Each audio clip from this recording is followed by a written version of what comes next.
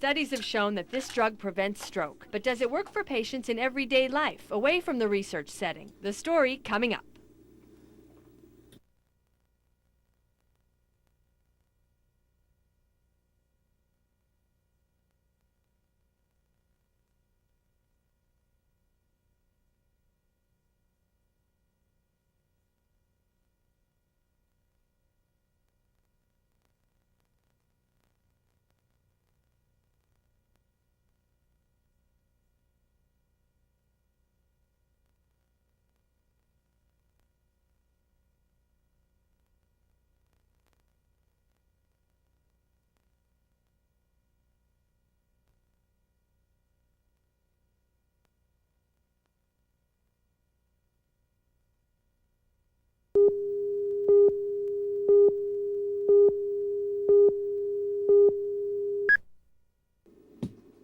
Jerry Moran has atrial fibrillation, a type of irregular heartbeat that's a major cause of stroke. He's taking warfarin, a blood-thinning drug, to prevent his blood from clotting and causing a stroke.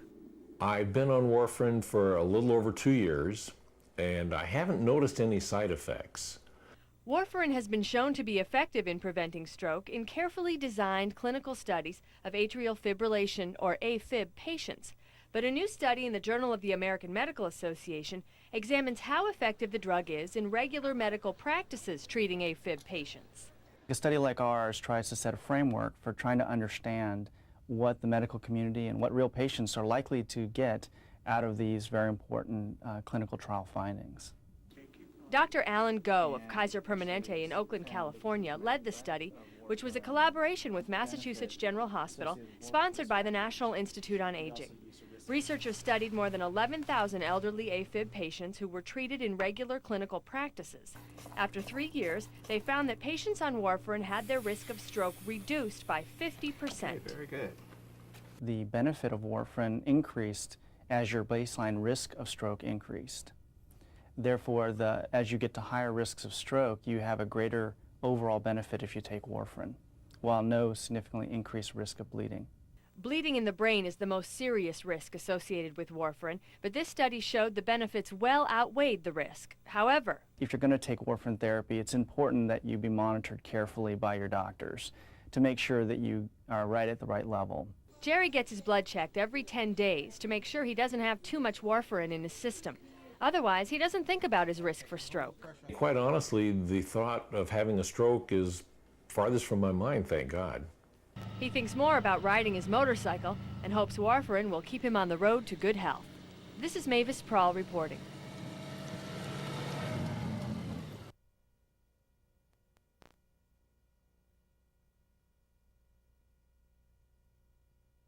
It demonstrates the importance of looking at how therapies that are beneficial in randomized trials really do apply to the typical clinical practice, which is the real patients we're trying to help in the first place.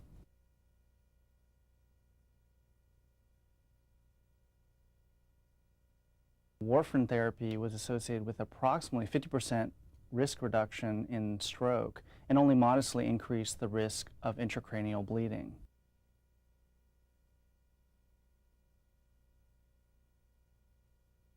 Our study provides good news for patients with atrial fibrillation who are at moderate to high risk for stroke, because it demonstrates that warfarin therapy can be used in the real world to decrease the risk of stroke.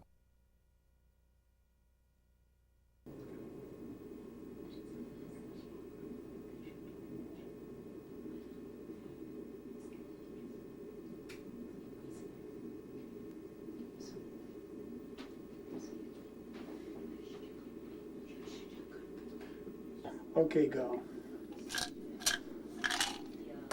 Pop it in. Mm-hmm.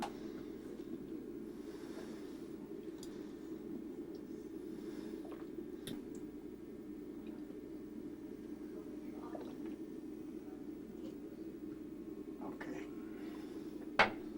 Hold on one. Okay, go ahead.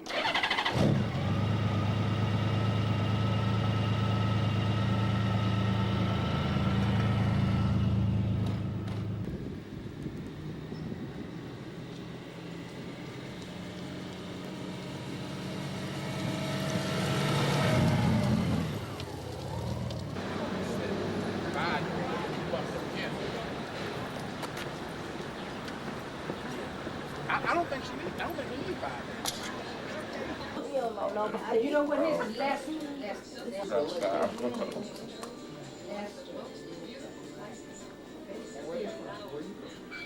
well, his family's father is from Fist? Sure can. Okay. Okay, can you hold a little pressure on that for me? You bet.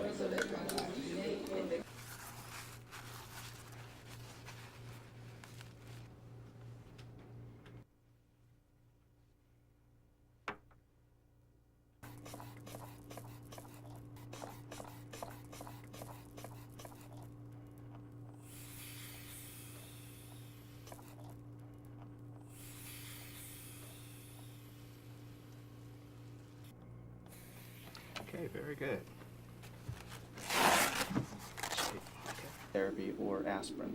Okay. So we did a separate nested case and actually found a pretty dramatic effect of warfarin versus no warfarin. Stroke was actually much higher in the off warfarin, the bottom line, off warfarin group. Benefit associated with warfarin had risk factors. We also used a risk.